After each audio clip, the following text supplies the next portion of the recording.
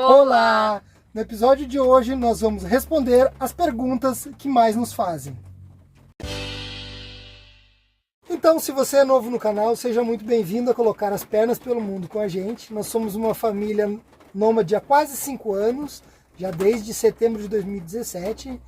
Já estamos na nossa 3ª temporada, agora viajando pelo Brasil de motorhome. E com a bebê, e com a Sabrina. Nossa filhinha Sabrininha aventureira. A pergunta que mais nos fazem, sem sombra de dúvida, é como que a gente se mantém na estrada. A gente já fez vários vídeos falando sobre isso. Inclusive eu vou deixar o último que a gente falou sobre isso aqui no card, na descrição desse vídeo. Mas tirando essa pergunta, fazem várias outras. Quando sabe da nossa história, sabe que a gente está viajando, morando dentro de um veículo com um bebê e um cachorrinho. Então a curiosidade é muito grande. Então a gente vai falar sobre 3 das principais perguntas que nos fazem tanto ao vivo como pelas redes sociais para responder aí essas dúvidas. E a primeira delas é como que a gente lava a roupa.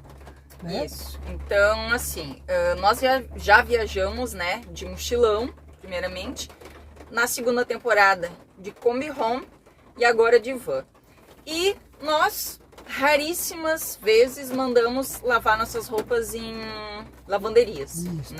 Mesmo no mochilão, fazendo o caminho de Santiago. A gente sempre priorizou ter poucas roupas leves, e de rápida e fácil secagem. Como a gente gosta muito do verão, normalmente a gente está em locais mais quentes, a roupa é mais fácil de lavar, é uma bermuda, é uma camiseta de dry fit muitas vezes, é uma roupa de banho da praia, então que é fácil de lavar, A gente tem tinha na Kombi Home, é o mesmo da Kombi, o nosso varalzinho? Sim. Isso, então a gente permaneceu com o varalzinho, que a gente pendura na janela, ele realmente cabe poucas coisas, então não dá para lavar a roupa de todo mundo, Mas tu assumiu já, a explicação? Não. O que eu ia dizer é que durante 1 ano e 2 meses de vida dentro de uma Kombi, nós sempre mantivemos assim as roupas em dia, digamos, O que acontece? Não deixar acumular. Essa é a dica, que a gente usou durante todo esse tempo. Então, troca de roupa, parou, já lava ali a pecinha que tirou, já estende, já deixa secar, para não acumular muito. Algumas vezes também o que acontecia e que a gente tem feito também é quando chega na casa de algum apoiador, pede para lavar na máquina, ou no tanque também, o que já facilita, porque geralmente a pessoa tem varal, um varal maior, daí a gente lava as peças maiores, mais pesadas. Também quando chove, assim, vários dias seguidos. Agora nessa temporada tem acontecido direto, que a gente está no inverno, então costuma chover mais. Aí a gente tem tido um pouco mais de dificuldade. Mas é isso. E daí sim tem que ir juntando. Aqui das bichinhas aqui, ó. Aí tem que ir juntando e quando dá, quando chega na casa de alguém, aí lava. É isso aí. A segunda pergunta que nos fazem bastante também, quem conhece a nossa história do mochilão de volta ao mundo, é que país que a gente gostaria de morar, se fosse para escolher, Nós já passamos, eu por 28 países, a Karina por 29.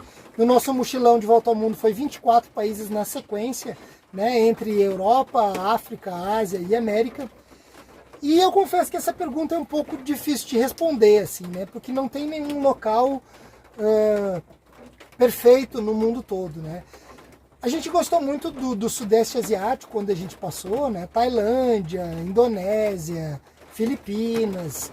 Inclusive a Tailândia tem a fama assim, de ser um país onde muitos brasileiros nômades digitais costumam morar durante algum tempo lá. O primeiro detalhe dessa pergunta é que nenhum país você pode ir assim, vou ir para lá e daí eu vou morar, Porque tem o visto, Todas as nossas viagens a gente vai com visto de turista, que alguns países é 30 dias, outro é 60, outro 90, outros 6 meses, enfim. Mas tu não pode ficar legalmente num país assim, vou ficar. A não ser que entre com visto de permanência, isso. Mas daí normalmente tu tem que ou estar estudando ou trabalhando no país. Como nômade, daí eu não sei como é que se encaixa exatamente. Existem brechas, enfim, mas a gente nunca pesquisou, nunca se inteirou, porque não é a nossa intenção morar fora do Brasil. Mas daí a Tailândia seria uma opção legal, só que o que acontece? Lá aquela região, ela é muito tensa em catástrofe natural, né? De tsunami, de tornado, de furacões, de chuvas intensas, né? Inclusive, assim que a gente saiu da Tailândia, em 2018, teve o caso dos meninos que ficaram presos numa caverna, que teve chuvas muito fortes e inundou. Então, não seria bem aconselhado morar numa região dessa. A Europa é muito legal, né? Vários países da Europa que a gente passou. Eu moraria na Holanda, moraria na Bélgica, na Espanha, em Portugal, na Eslovênia, na Itália. Daria pra morar. Não, olha, daria pra fazer um unité, assim. Só que o que acontece? De novo, como nós não gostamos do frio, lá não é uma região boa. A maioria das regiões é muito frio, neva, faz temperaturas negativas no inverno, né? E o custo de vida também é bem elevado, né? Não... Nesse sentido, o Sudeste Asiático é mais interessante porque a economia lá, a moeda deles é menor do que a nossa, né? A nossa moeda vale mais que a deles. Então, o que eu respondi para a última pessoa que me perguntou? A gente falou do México, né? O Miguel me veio com essa questão e tal, porque a gente nunca sabia o que responder. E aí a gente sentou e começou a avaliar com mais afinco. E aí chegamos à conclusão de que o México seria bastante interessante. Quanto tempo nós passamos? 24 dias a gente passou, né? E a gente conseguiu, assim, conhecer muito pouco, né? De tudo que o México oferece. Eu tive uma impressão muito boa, né, do México, assim, em termos de acolhimento do povo, a comida muito gostosa, eles têm muitas florestas, muitas matas, muito ecoturismo, tem as praias maravilhosas, os cenotes, que são cavernas, né, com lagos e rios subterrâneos. Então, assim, tem diversas paisagens, todas belíssimas, e a temperatura é muito agradável. Então, e tem mais um detalhe que é maravilhoso, é o do visto, né, amor? O visto para turista é de 6 meses, né? Para turista brasileiro, a gente tá falando de brasileiro, né? Então, o que eu respondi para a última pessoa que perguntou? Que talvez eu morasse 6 meses na Tailândia, que é o período que não é o de chuvas, né? Que é de novembro a abril, e os outros 6 meses ou na Europa ou no México, né? Então, me dividiria aí, seria uma vida bem legal. Uma vida equilibrada, né? Buscando o calor e o equilíbrio. E a última pergunta... Não, mas vamos só voltar um pouquinho antes de entrar na última pergunta. E assim, isso a gente tá falando, né, de morar fora e tal, numa situação hipotética ideal pra gente. Mas, não sendo viável ou possível, enfim, a gente tem um lugar aqui no Brasil que até hoje, assim, pensando geograficamente, né, de uma forma centralizada, a gente cogita, sim, no momento em que parar de viajar, morar lá. Que é o... Deixa nos comentários aqui para o vídeo, e deixa aqui nos comentários, antes da gente falar, qual o lugar do Brasil que você acha que é. A gente já comentou, Sabrininha, a gente já comentou com vários apoiadores, vários amigos aí, né? A gente já tá com essa ideia faz algum tempo. Esse local, peraí, meu amor. Seria pausa. Eu vou ter que ali pegar um negocinho pra distrair a Sabrina, já volto. Já pega meu celular. Ó. Aú. Vamos lá. Chuva de lencinhos. Então esse local seria o Espírito Santo. A gente gostou muito do povo lá, né? A gente já foi várias vezes, eu já fui bem mais que o Miguel, né? Eu fui 3.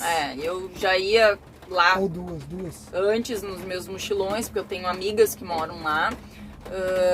E assim, gostamos do clima, gostamos do povo, da comida, da localização, do custo de vida. Isso, tá perto da Bahia, tá perto do Rio, tá perto de Minas, tá perto de São Paulo. Então tu tem um raio muito grande do que fazer quando tiver parado. O próprio Espírito Santo tem locais que a gente não explorou, né? Pedra Azul lá, Capital, Serra, outras praias, então, enfim. E vamos para a terceira pergunta, que nos fazem bastante desde que essa moça chegou na nossa história. Chegou ao mundo. Isso, antes dela chegar ao mundo. A Karine estava grávida e já nos faziam essa pergunta, que é: o que vocês vão fazer quando ela chegar à idade escolar? Tipo, ela estava na barriga da Karine e já estava falando em idade escolar, né? O que eu respondo? Primeiramente, a gente não faz planos tão longos assim. Para a idade escolar da Sabrina, faltam 3 anos e meio ainda, né? Ela está com 1,5, eu acredito que seria com 5, né? Não, 4. 4? Tá, então já não falta tanto, mas faltam 2 anos e meio. Eu não faço plano para tanto tempo, porque tudo muda muito na nossa vida, assim, muito rápido, né? Então eu não vou fazer plano, como é que a gente vai fazer. A gente vai ver quando chega mais perto, se a gente vai estar em condições de se manter na estrada ainda financeiramente, se a gente vai querer, né? Porque viajar realmente cansa muitas vezes, né? De todas as formas. Como eu disse anteriormente, já vai fazer quase 5 anos que a gente não tem uma casa fixa nossa, né? Então a gente vai decidir na hora. Mas a gente foi dar a primeira pesquisada agora, recentemente, para ver sobre o homeschooling, né? Caso, quando chegar a idade escolar dela, a gente queira continuar viajando. Até pra gente se posicionar aqui, né? Porque realmente a gente nem tinha uma opinião sobre isso. Isso. Então eu até fiz umas anotações aqui, segundo o que a gente leu. Existem outros viajantes que estão na estrada com filhos, né? A gente olhou um pouco de como eles fazem e tal. E o que a gente viu, né? Primeiramente é que, segundo um casal que disse, né? Tu não pode fazer sozinho, né? Tu teria que ter uma instituição de apoio, né? Com um tutor. Leu sobre isso também, né? Com um tutor. Tem que ter orientação, né? Nós não somos professores, não somos pedagogos, não temos assim essa formação pedagógica, né? Isso. Então teria que ter uma grade curricular ali do que a gente vai ensinar e ter alguém que nos desse um apoio online.